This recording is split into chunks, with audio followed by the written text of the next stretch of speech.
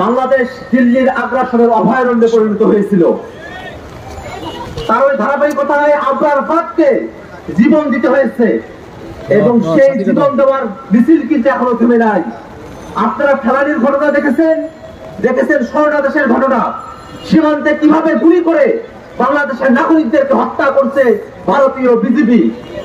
তারা shoot on site নীতি অবলম্বন করেছে, এমন বর্বরতম নীতি, দেখা মাত্রই গুলি করার নীতি তারা অবলম্বন করেছে। বাংলাদেশের মানুষকে তারা পশু পাখির থেকেও কম গুরুত্বপূর্ণ তারা মনে করছে। তারা দেখা মাত্রই বাংলাদেশের মানুষকে সীমান্তে গুলি করছে।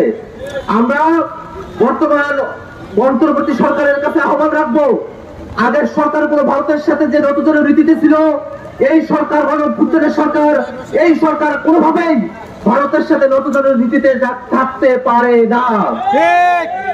এই সরকারকে অবশ্যই ভারত দিল্লির যে রীতি আছে সেই রীতির সাথে চোখে চোখ রেখে কথা বলার মতো সাহস রাখতে হবে।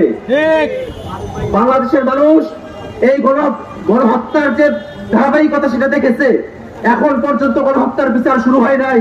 সরকারের কাছে আহ্বান থাকবে, অতি দ্রুত যারা গণহত্যা করছে, খুনের যারা গুলি করেছে, যারা হুকুম দিয়েছে, তাদের প্রত্যেককে যেন আদালতের মাধ্যমে, কোর্টের মাধ্যমে, বিচার প্রক্রিয়ার মাধ্যমে তাদেরকে যেন শাস্তি নিশ্চিত করা হয়। ভাইরা আমার, আজকে দীর্ঘায়িত করবো না। আপনারা জানেন একটা বৈরী আবহাওয়ার মধ্যে আমরা আজকে আসছি।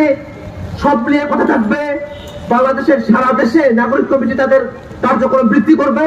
সারা দেশের মানুষ যেন নাগরিক কমিটির সাথে থাকে, নাগরিক কমিটির মাধ্যমে যেন আমরা নতুন বাংলাদেশ, নতুন রাজনৈতিক বন্দোবস্ত পাই।